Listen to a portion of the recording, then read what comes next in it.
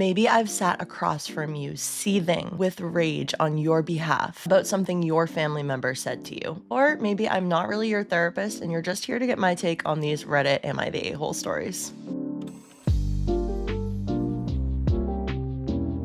A-hole for choosing to live with my mom and only have court-ordered contact with my dad, even though my dad thinks I should side with him because he blames my mom for my half-sister's death. Last month, my brother, 14, and I, 16, spoke to a judge and asked him to let us live with our mom instead of splitting time between both of our parents, like we have since they got divorced. The judge spent 20 minutes with each of us and decided to give us full permission to stop going to my dad's house. But he did order 3 phone calls a week that are each meant to be 20 to 30 minutes long. He gave a mini speech on the importance of parents and letting past issues go as we move into adulthood. It sounds like the judge is trying to throw something out there to remain fair. I'm glad he listened to what the kids wanted when it came to their living situation. Even when a kid really knows where they would feel more safe and secure and taken care of, it can take so much courage and overcoming guilt to say that to a judge. So I'm glad that they were heard by this judge. And I imagine that ideally some of that 20-minute interview time is where the judge ascertains whether there's any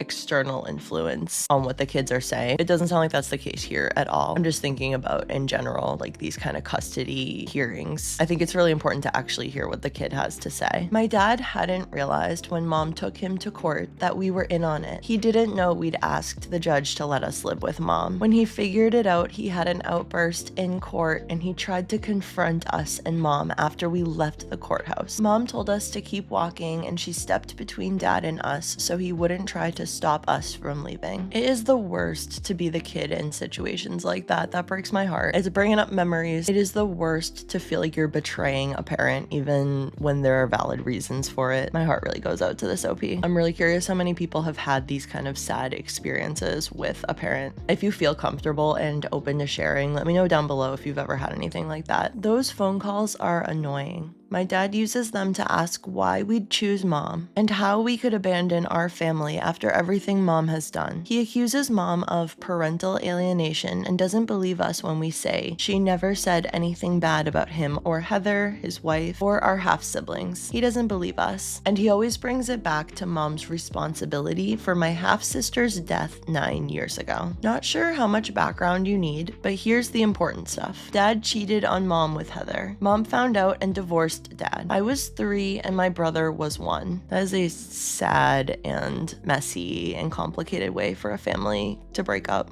Heather and my dad tried to have kids and she had 3 miscarriages. Then Heather's 4th pregnancy went better, only she went into really early labor and my half-sister was a preemie. My dad and Heather had a lot of money issues and they started a GoFundMe to help them cover costs and everything. My mom won a car in some local competition and sold it for the money. Dad knew about it or he found out online and asked mom for the money. It's so strange to me when people feel entitled to their ex-partner's new money. That money has nothing to do with you unless you specifically owe them money. I hate where this is going. My mom said no and refused to donate to the GoFundMe too. Yeah, how can you expect her to give money directly to the affair partner? This was clearly devastating for her. This was a huge betrayal. He has some nerve then asking for it and expecting that money. My dad and Heather ended up missing a lot of rent deadlines, and then my half-sister died. My dad and Heather always blamed my mom for it. They said if she had been less selfish and had put aside her hatred for them and helped by donating money or letting them borrow the money she got for the car, my half-sister would have lived. My dad said mom knew all about the miscarriages and he bet she enjoyed knowing him and Heather were suffering. I mean, it is a really sad situation for the ex-husband and his partner. I have empathy for them. I feel like this is a delusional grief mixed with hatred for the wife that they had been building up and projecting their own guilt. a ton of challenging and complicated dynamics that are repeated in stories like this that start with infidelity. The cheating partner and the affair partner often bond over their hatred for the partner that's getting cheated on, and it's often built on lies, it's built on deception. It's the way the cheating partner has misrepresented things to justify what they're doing. And the affair partner just buys it hook, line, and sinker because they want to. They are desperate to believe that this is a good person, this is their person, and they are just right place, wrong time. So they're already primed to be a little bit delusional in trusting their partner and believing that their partner's spouse, who they're cheating on, is the enemy. And then you sprinkle onto those dynamics moving in together with the affair partner. This is a hilariously terrible time where the cheating partner realizes that they just wanted somebody to feed their ego and somebody to make them feel like a different person, a better person, a more interesting and attractive person. And unfortunately, their affair partner is a real human being with flaws who's also going to get to know them better and get to know their flaws. So there often is like this level of dissatisfaction for the cheating partner, who might quietly harbor resentments toward the affair partner, blaming them for the breakup of their marriage that they didn't actually want to happen. And for the affair partner, who expected a lot more after all this time with them finally being together, and instead maybe they're starting to see who their partner really is. Of course, you can't actually make all those assumptions from something like this, but those are patterns that just seem to fit this story like a glass slipper. They talked about their anger and hate for my mom around us a lot. That is never a good idea. We were told they blamed mom. Dad always stopped himself before going too far, but he said stuff over the years about how we should be extra loyal to him and Heather because we know mom was the reason our half-sister died. I always hated it, and my brother did too, as he got older and understood more. My dad and Heather ended up having more kids after they got back on their feet. I was 14 when someone in my dad's family told me about the affair, and they told me it made everything that happened after more intense. I told my brother. We felt awful for mom and saw dad in an even worse light than we did for all the he talked about her. That's what led to our decision to live with mom. Interesting that it was someone in the dad's family that told them and not anyone on the mom's side too. My dad still thinks we should hate mom, and he talks to us like we're crazy for our choice. I know my dad still has grief he never worked through, but I don't think he's right, and I think he's crazy to expect us to hate our mom for the same reason he does. Am I the a-hole? Is it so weird that I made this choice? No, it sounds like dad and Heather are a little bit emotionally immature. They can't process their emotions, so they're acting out in bizarre ways. It's very sad that they lost a child and that they struggled with miscarriages, and the distress of those things probably was more intense in the wake of the infidelity and it coming to light. But none of that is an excuse to irrationally blame someone else for it. You really need to work through those feelings. Not the a-hole. Your father and stepmom are bitter as hell for the situation they created for themselves. Neither you or your mom are at fault here. Your dad created a bad environment for what I assume to be the 9 years since they lost their child. That affects you, and you shouldn't have to defend yourself. It's definitely not weird, and you're honestly very brave for going against someone you've chosen to love for so long. You have nothing to apologize for, and you should make your father acknowledge his crude and horrid behavior before it really affects your relationship. Well, it sounds like it already has, but yeah, confronting him about it could be a possibility. If he cares so much about you guys, he'll be truthful and take accountability. Yes, the dad and stepmom created this whole situation, and the mental gymnastics they partake in to blame the mom is absolutely insane. If it were an actual sport, they would be at the Olympic levels. I love how they do this, then turn around and blame the mom for alienating OP.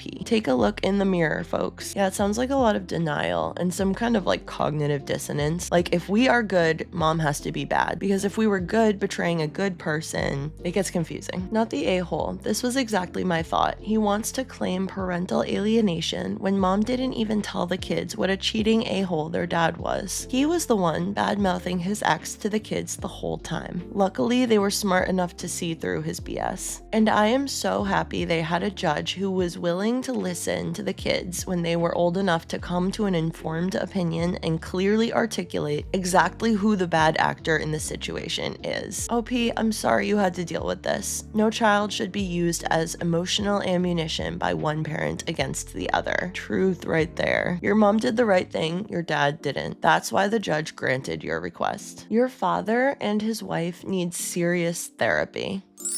Your mother had nothing to do with their child's death. What they are demonstrating is misdirected anger and blame driven by grief. Their child was born premature and had health conditions. There is no guarantee that any money your mother provided would have changed the outcome. You and your mom are doing the right thing by separating from a toxic situation. Until your father and his wife seek therapy, you absolutely should limit your time around them, as they are too unstable and mentally unhealthy for you and your brother. And I'm deeply concerned about their behavior around their other children, not the a-hole. Yeah, this person is right. When somebody is demonstrating harmful mental health symptoms or manipulation strategies, sometimes the best thing you can do is distance yourself until and unless they're willing to get more help. And like I always say, you don't have to go full no contact. You can lower your contact and play around with how much distance you need to feel like you can manage the relationship, not the a-hole. And to be completely honest, OP, you're old enough to start commenting back. Every time your dad mentions your mom being the reason, you can retort now and say that it was never her responsibility. Gosh, even tell him that you know he hurt your mom when he cheated, and ask how he could ever ask her to support him and his affair partner. Lay it all out, because what's the worst that could happen? You make him feel uncomfortable with the truth to the point where he stops calling altogether. Tell him you know the truth and nothing he will ever say, however he twists it, will change the truth. You don't ever have to live with him again, so stop letting him bag your mom out. Tell him that if he doesn't see a therapist and get help with his grief, then he'll be losing you too. Not the a-hole. You and your brother should tell dad that anytime he badmouths your mom, you will hang up the phone and stick to it. That's right. The fact that they're phone calls means that you can have such strong and clear boundaries. We don't talk about this, and if you start, then we will stop talking. OP could definitely do that. I think they mentioned that dad does it in a more subtle way a lot of the time, but still, you could really call that out. She is not to blame for your sister's death. No hospital is going to withdraw treatment from an infant due to lack of money. They don't operate that way. They will run up the bill many times due to parents' inability to let go. Your mom could have donated $1 billion and the outcome would be the same. Yeah, maybe. I wonder if they tried to take out a loan or if they asked other people for money. Why would they think that the mom owes them the money and that she's the only source of, like,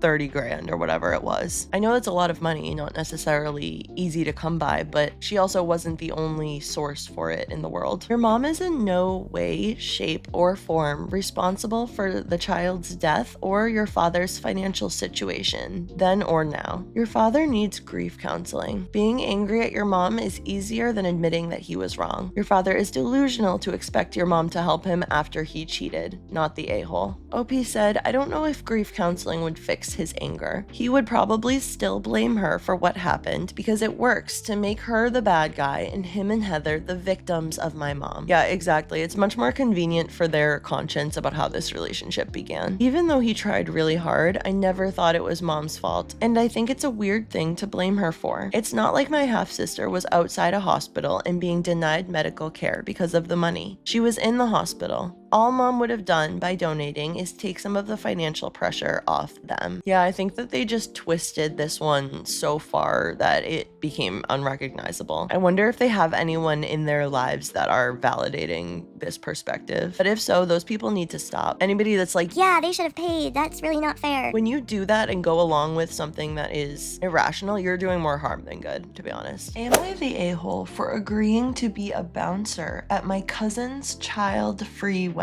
Hey guys, my little cousin, 21 female, got married, and in our families, weddings are always a huge affair. My cousin and her fiance have decided they are going to have a small wedding with only adults, as well as no plus ones, unless you're married, due to not having the funds to accommodate everyone and their children. Well, that is more than reasonable and a great way to save quite a bit of money. A lot of people choose not to have kids at a wedding, and deciding not to pay for nameless, faceless plus ones is a good way to bring the wedding budget down. I got a call from my cousin a couple of weeks ago asking me if I could run security at her wedding instead of being a guest, because I am a licensed security guard. Turns out all of our family members she invited said they are going to bring their kids anyway, and she is absolutely upset. The wedding venue doesn't even allow anyone under 21, and she explained that, but nobody cares. That is so rude. I wonder what the dynamics are between this cousin and the rest of her family, because that makes it sound like they just don't respect her wishes at all. And she's only 21. I don't know if age is a factor here, but it seems like they don't even see her as a fully grown grown adult who might have her own opinions. I agreed without even a second thought because somebody needs to make sure her wedding goes the way she wants it to, especially if she wants to pay me and my coworker to make sure I have backup. Cue the day of the wedding.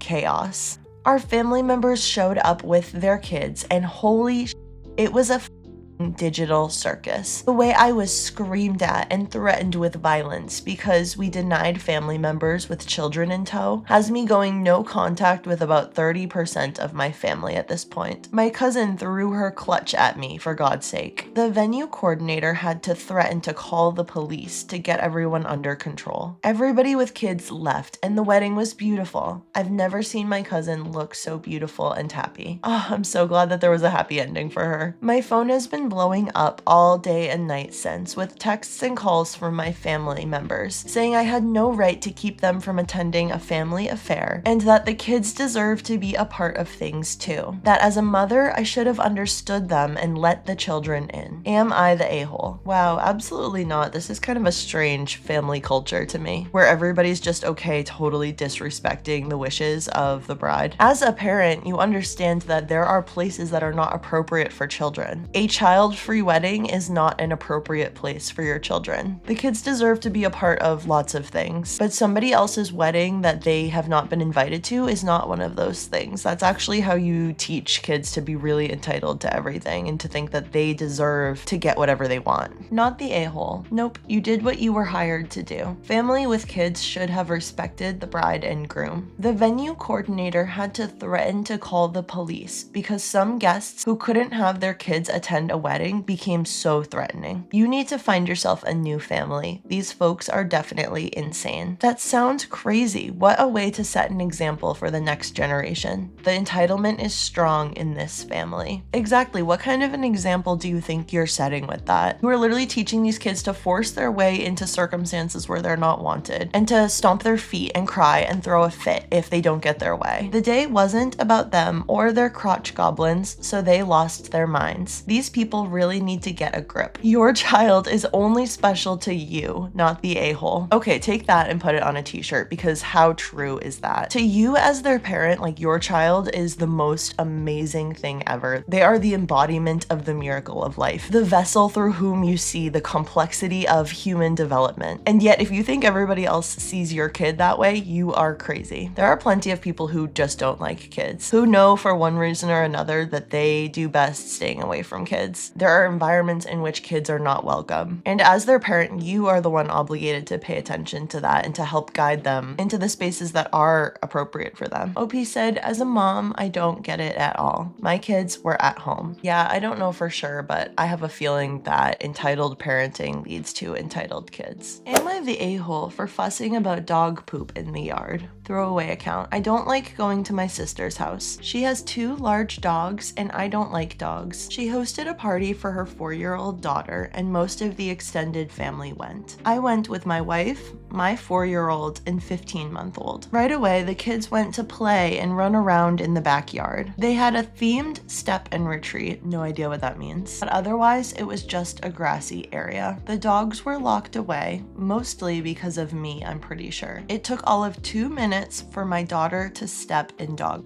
It got all over her shoes and pants. After cleaning her up, I privately complained to my sister about the dog left in the yard. She basically dismissed me and said it was not a big deal. She basically said I should have been watching my daughter and blamed me for my daughter stepping in dog. I guess expecting a cleaned up environment where many kids under the age of 5 will be is too much to ask. I was pissed and we left before even eating. Somehow this is being turned around on me, that I'm the for complaining and leaving early. Am I the a-hole? This is a tough one. While it is not exactly polite hosting to leave your yard full of dogs for a 4-year-old birthday party, it also is every parent's responsibility to watch their own child. But I'm also biased as someone with a big dog yard. So let's read the comments. Not the a-hole. She was embarrassed and tried to turn it around on you. And she's definitely the a-hole here. She should have cleaned the yard before the party, or made a general announcement to everyone to watch the kiddos in the yard. Doggy bombs are everywhere. That would have been a nice little disclaimer for her to give her guests. If they couldn't clean up the yard for whatever reason, at least let people know. Of course you went home early. Your daughter was most likely upset. You both probably smelled terrible trying to clean it up and desperately needed to take hot baths or showers with good old-fashioned soap. The last thing you want is a sick kid from dog poop. You did the right thing. Don't feel guilty about it. That's certainly an excuse OP could have used, although it sounds like what actually happened was tense words were exchanged and then he left out of anger. So it just might be a little hard for other people to take that perspective. Not the a-hole. I have a dog. I don't let my dog anywhere except a small patch in the yard and also on walks. I wouldn't even want to walk around barefoot in a yard that my dog and pees all over. If I was going to, I wouldn't. I would be doing a full walkthrough of the yard and picking up turds before the party. This is basic decency for my guests. Your sister sucks. I feel like that was really harsh. Lots of dog owners do let their dogs all over the yard, and there's nothing wrong with that in and of itself. The dog is going outside, it's not in your house, right? It's not morally abhorrent to let your dog wherever they want in the yard. The problem is more the circumstances of the party and then her response after OP's kiddo got covered in dog.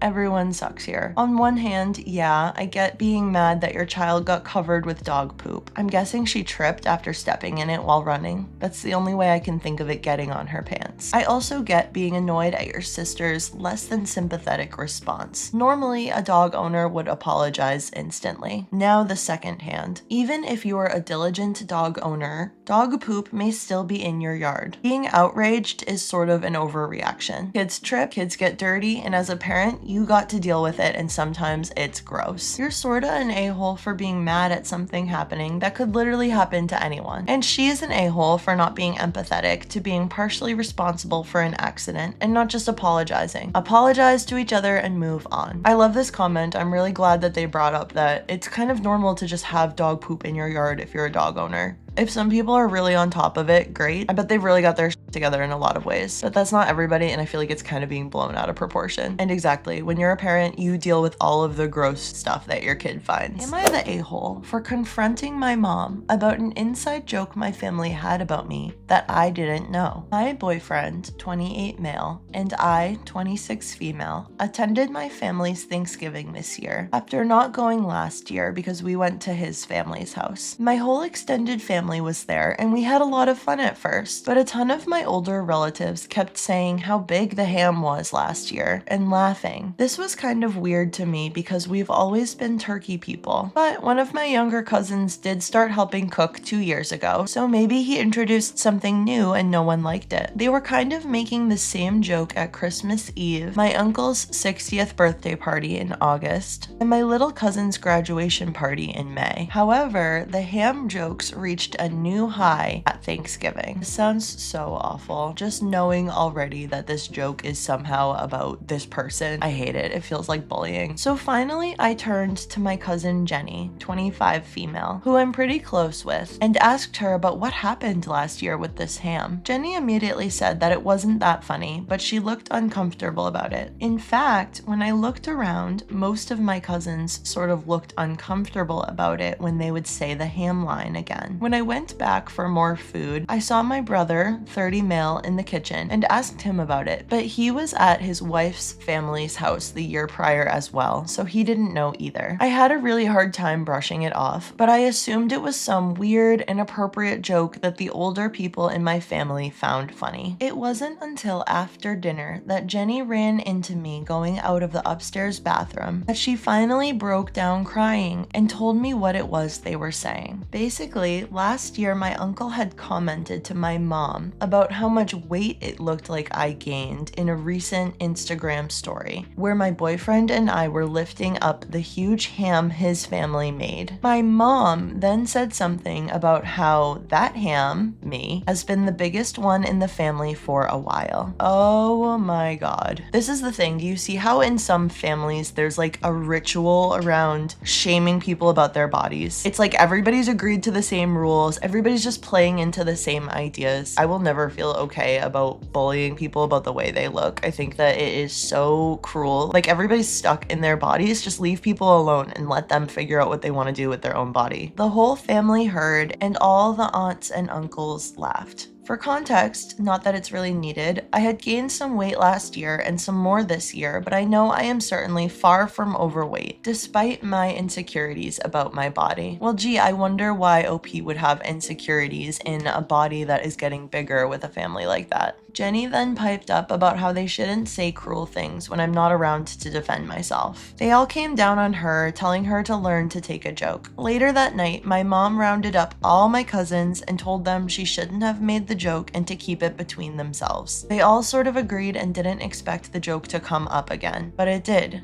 at every family thing all year. Jenny told me that she couldn't take me not knowing anymore, but begged me not to say anything. She's never very big on confrontation. I said I would keep it to myself for now, but I was pissed, and my boyfriend and I left early without a lot of goodbyes. I told him in the car, and he insisted I couldn't just keep that to myself, but told me to cool off a bit before I say anything to my mom. That is really good advice, and I'm so glad that OP has a boyfriend in her corner who I'm guessing is not making her feel like this and who can support her through this bullying her family is doing. Can't just pretend that didn't happen. I understand Jenny doesn't want to get dragged into it, and she doesn't necessarily need to be. You don't have to say who told you. You can just say, I found this out and I'm really hurt. Fast forward to the next day, and I call my mom to confront her about it. I told her how upset I was that she would not only make a joke like that to my family, but also let it keep going right in front of me. She knew I've been having some serious insecurities about my changing weight and freaking out over needing to buy a whole new wardrobe over the last year because none of my old clothes fit me anymore. Oh, that just hurts even more to know that this person's mom was making jokes about this deep insecurity behind her back. What a betrayal. And I feel like, unfortunately, everybody trying to stay the same tiny prepubescent size has not allowed our culture to understand that women's bodies change. This is a biological reality that I walk with clients through all the time. Whether you have kids or not, your body and your hormones are changing in your late 20s, early 30s, and you are developing your even more womanly body. And for a lot of people, men and women, that is very attractive. So we need to stop collectively buying into these beauty ideals that everyone needs to look like an 18-year-old. But unfortunately, it's heavily pushed by media because making a population feel deeply insecure is how you sell them a lot of things. It's not the only reason for some of these biases in families, but it is a big one. She immediately asked me who told me. I told her it didn't matter. What matters is what happened and what she said. She insisted she tried to shut it down, but she can't control her siblings and their spouses. They're free people and they can say what they want. Then she asked again who told me. After this same back and forth of half-assed non-apologies and insisting I say who told me about the joke, for 30 minutes I ended the call. Good for you, OP, because that is so disrespectful. For a week, I have been avoiding the whole family except for my brother, who was also outraged on my behalf when I told him about it. It wasn't until 2 days ago that I got a call out of nowhere from Jenny after work. She immediately started laying into me the second I answered the phone. She was pissed I told my mom that I knew because she had just gotten off the phone with my mom, who was pissed with her for breaking her promise and telling me. Apparently, over the last week, between work and her activities, my mom has been systematically calling my entire family to find out who squealed. She hadn't Sherlocked her way into finding out it was my cousin, but Jenny broke the minute she got on the phone with my mom and heard that she was angry. Now my mom is extremely mad at Jenny, and Jenny is even more mad at me for confronting her and getting her into trouble. Now everyone in both of our families, except my brother and his wife, are telling me that I ruined Christmas this year because now they can't spend the holiday with us because of the tension. So am I the a-hole? Because I just don't even know what to do at this point. I thought I was doing what was best for me by confronting my mom, but it's turned into this whole big thing and I'm so confused and angry. No, you did do what was best for you by confronting your mom, and the way that she and Jenny are reacting to it is just out of your control. Those are not reasonable reactions. They should be facing what happened and taking accountability, especially the mom. So the fact that she's looking for someone else to blame for this mess other than herself says a lot. And Jenny needs to grow up. She needs to deal with a little conflict and learn how to set stronger boundaries. If I were Jenny and OP's mom came at me, I'd be like, oh, you really shouldn't have started this nasty joke then, huh? Not the a-hole. Don't associate with these people anymore. They don't respect you and they treat you like a joke. They're horrible. I'm sure you can find better people to spend the holidays with. I'm glad this person mentioned it because I totally agree. I don't think you should even be spending the holidays with these people at this point. And if OP created so much tension by standing up for herself, these people are toxic and you probably need some space. The only reason they are saying you are ruining the holiday is because they can no longer make fun of you without you realizing what is going on. There may be more rude things they are saying about you when you aren't there, and now they are afraid that you will find out about those as well. People like that will make jokes at other people's expense because it makes them feel superior. This is a load of crock and you need to avoid those types of people if they don't own up to being rude. OP said, both my boyfriend's family and my sister-in-law's family have already extended invites to me because there is no way I'm going to anything my family does for a while. Good, you definitely deserve a break. What a terrible mother. Not only did she start the nasty joke, she never shut it down, then got defensive when confronted, to the point of tormenting the one person who had enough human kindness to let you in on the joke. F that. Your mom owes you and Jenny a huge apology for acting like a deranged 14-year-old mean girl. That is so true. Unfortunately, this is like a real phenomenon with mothers bullying their daughters. It's like for some people, raising their daughter and seeing them go through all of the challenging phases that you had to go through brings out these defense mechanisms from those different ages, and you just start regurgitating like the mean things that people did to you onto your daughter. I've just seen this trend. The same thing happens with fathers and sons a lot. Sometimes there's such an identification with the child of the same gender that it's like some parents regress in these weird ways. Not the a-hole. Your mom was the most major a-hole, followed by everyone else but your brother. To sit there and keep making jokes about your weight all night and apparently all through the year, and people want to make you feel bad for what they did, that is what I would tell your mom and Jenny. Don't try and make yourselves feel better by blaming the situation on me. You all started it knowing it was wrong, and now you want to shift blame. The lot of you are horrible people. I'm sorry you all feel that I am some big joke, so me and my fat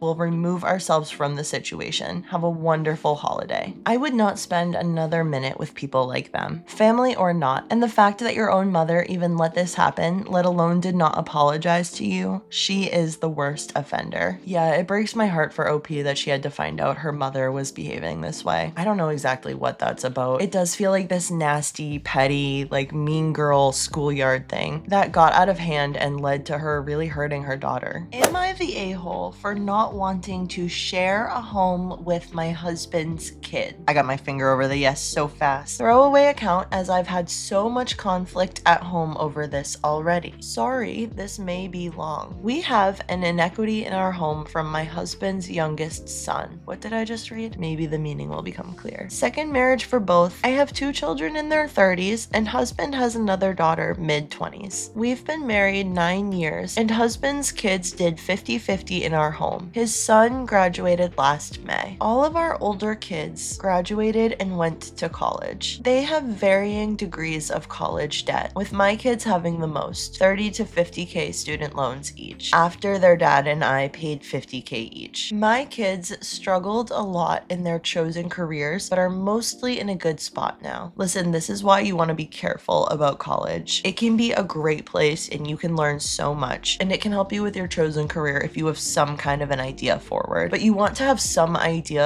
of like, I think I will really like this career and I'm gonna learn more about it in college and I'm gonna imagine this path forward. And even then you can get confused and thrown off. I always knew I was interested in psychology and mental health, and I still got derailed for years going down a neuroscience and genetics path. You take kids that probably don't know that much about themselves yet and throw them into so many options that cost so much money. His daughter did not return to college after the first year, only 10K student loans, and never moved home and has been successfully supporting herself, although she struggles as most young people do. We've helped her with small loans and household purchases, nothing major. Her brother did not go to college and went straight into an apprentice program, earning immediately more than husband's daughter makes, and his wages will nearly double in the next 18 months as the program continues. I'm so curious how all of this could be relevant. The son and I have never bonded, and his presence causes conflict with with my husband whenever he's around, mostly because of the lack of accountability and expectations for his son. We've done counseling and I've waited it out. Now I want my home to myself. Well, in my opinion, when you marry someone with kids, you really take on their children as your own in a lot of ways. At least I think you should. But because of that, a lot of the same parenting conflicts are coming up, except even more magnified because they're in their late teens, early 20s. They've had a lot of time to build up these dynamics and expectations. And now all of a sudden you and your spouse are clashing because you have different parenting expectations, especially with the way that housing is right now. More young adults than ever are living at home. I know there are a lot of parents that are unhappy about it, and there are a lot of young people that are unhappy about it too. If there's somebody in your life that's older and that's struggling to understand that, show them some of the numbers with like inflation calculators so that they can try to understand the way we're living now. He has a mom he also lives with, but he prefers being at our house because my husband has zero expectations of him. His mom seems to have a sense of boundaries and they argue, which makes my husband feel guilty. And he also probably secretly likes being the favorite. So it's an easy life at our house for the son. My husband works tirelessly to maintain our home and the son does not contribute. He works full time, he does what he wants on his own time. We've argued continually about his son living with his mom full time now, but he gets offended by the idea and says he will not kick his kid out, even though all of our other children did not have this advantage of living with no financial burdens. Well, did they ever ask and were they told no? Or none of them bothered to take that option at all? I agreed to sit on it for 6 months, giving son that amount of time to save at least $8K, an amount husband's daughter has never had access to. We are close to approaching that timeline, and husband says he needs another year for son to find his footing. He believes it was all the other kids' decisions to go to college and incur student loans, and he's basically proud his son did not make the same choice. He says he sees how much his daughter struggles and doesn't want the same for his son. Well, yeah, that makes perfect sense. Maybe the dad's taking it overboard, you know, if it's true that there have been very few expectations for this kid in general. But on that point, he's basically right. I don't get why OP is mad at the son who made different choices and sees that as unfair to the other kids. I could see them having problems with other parts of the situation, but the other kids did decide to move out right away. But isn't that grossly unfair? No.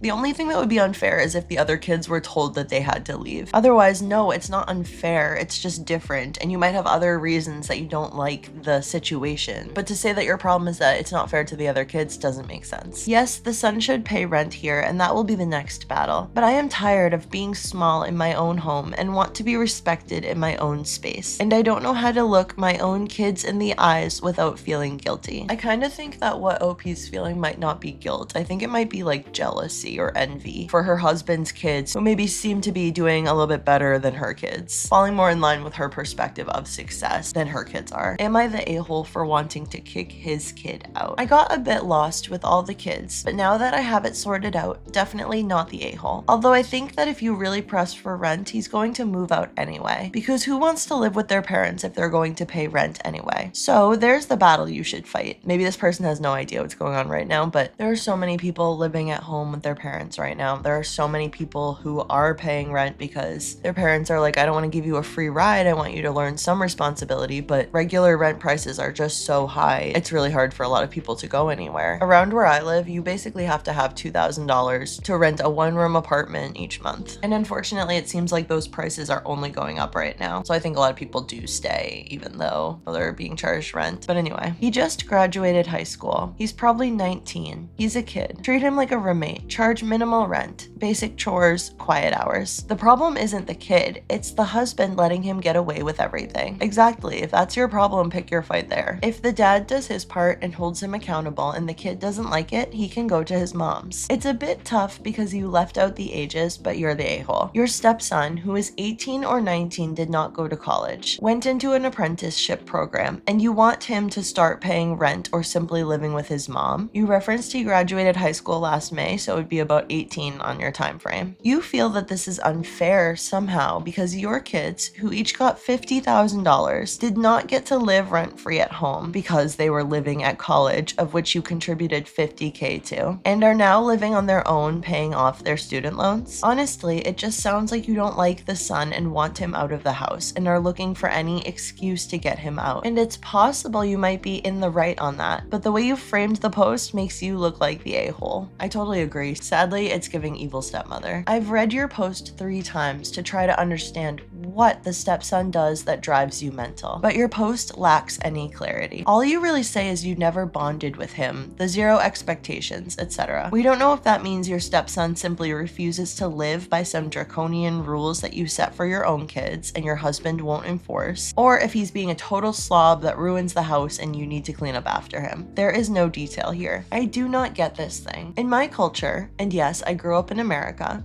we do not mind generational houses. All are welcome. Our Thanksgivings often have extended family, friends of the kids that could not fly home from college, etc. No kids were kicked out of the home. I get your situation, but unless the son is cursing you out, I do not get the rush. What is your end game? To have a massive fight with your husband and mess up your marriage? Then what? Sell the house and split the money? Then he will have a house with his son. So yeah, I think you are the a-hole. Get a hobby or noise-canceling headphones. You sound like a Grinch. OP says he's in a paid apprentice program, earning more than his sister, so it's not a matter of not being able to afford being on his own. Regardless, he has his mom to live with, so he's not, nor would he ever be homeless. The choices of the older kids going to college. Was it really a choice? Things were different back 10 to 15 years ago. Expectations were different. College was the next expected step. And yes, they did want to go, but mostly because there was no alternative that was considered back then. Their dad and I divorced, and we each paid a combined 70% of their tuition. That all may be true, but you can't take that out on the 18, 19-year-old kid. They probably realized through watching their husband's son that maybe some kind of apprentice program would have been a good option for their kids, and now they're bitter about it, and that's not appropriate to take out on him. When husband's daughter graduated from high school, it was also assumed that she would go to college. A family assumption, social assumption, it just is what it is. She didn't thrive and dropped out. My point of contention is that she didn't get a do-over from her parents, her dad and mom. She was expected to work and figure it out and land on her feet. And she has, by and large. She didn't, nor did my kids when they graduated college, get a life where they can play all weekend, have expensive hobbies, and no financial obligations for 1 to 2 years while earning full-time wages. I get that it's gotten out of hand, but the idea is that you're investing in an education that will then support a career that can help to pay that money back. So you can't compare that and then be mad about it because he went into a totally different type of career. It's apples and oranges. You just can't compare it. One time when I worked in residential care, I had a group of 7 to 9-year-old boys at the mall, and one of the boys would often earn trips to stores, so he got to get out a lot more and he spent a lot more of his money. So this day we're at the mall and they all have different amounts of money, and that boy had a kicking and screaming on the ground meltdown because he had less money than the other boys, and he could not understand it was because he had already chosen to spend his money. For some reason, this is bringing me back to that. Now the son is the baby and the boy, and his parents do not have the same expectations. He works full time, he plays, he does what he wants. Yes, I'll insist on rent, but I was honoring my 6 months standing down. Husband's daughter came home for Thanksgiving, and it just makes me feel cringy. Her brother is allowed and praised for being so financially liberated, while everyone else in the family has suffered in the drudgery of life.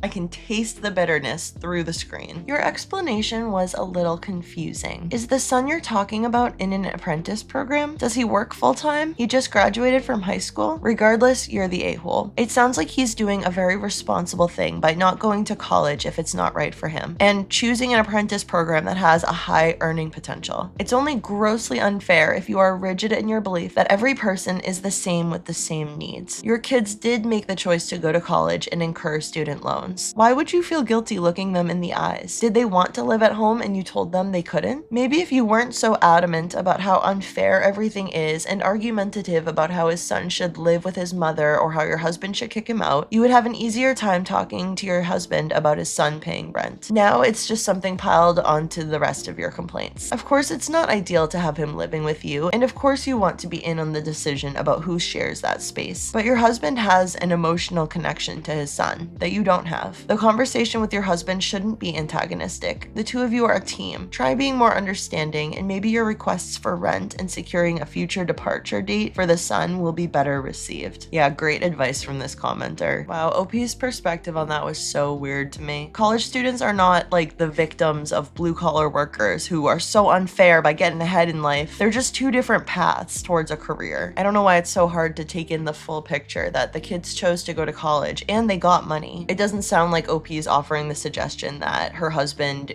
gives him $50K while he moves out. She just has this weird rage that he didn't have to incur student loans. Invitation denied. Am I the a-hole? I am currently furloughed. As of 9 a.m., my sister sent me a Facebook ad that was an invitation from a local restaurant offering a free family dinner to those workers affected by the shutdown. I responded to her to say thanks, and immediately she wrote back. Her response was, "Oops, I sent you this invite in error. Brother-in-law says it's an internal company invite only. Can't use it. Sorry." Long story short, I called the restaurant and asked about the validity. They confirmed that it was an open invite, and I had a great sit-down dinner with my family. I called my sister to thank her, and she said she told me not to use it and that I was an a-hole, and then hung up. Am I the a-hole? Wow, it seems like there is a lot of context that must be missing from this. So I think the brother-in-law is involved with the restaurant in some way. There's more going on here. My brother-in-law felt that since I'm only furloughed and not laid off, I was not the correct level of in need and it would embarrass him. What does he have to do with the restaurant? Nothing. It sounds like brother-in-law is being a drama queen. He's very controlling, I will admit. Oh, so maybe the brother-in-law didn't even have anything to do with the restaurant. This was just like a community reputation kind of thing. If you have anyone in your life that is that controlling, you need to build a little brick wall in your brain that stops their words from getting through. Thank you so much for watching. Please subscribe and I'll see you next time.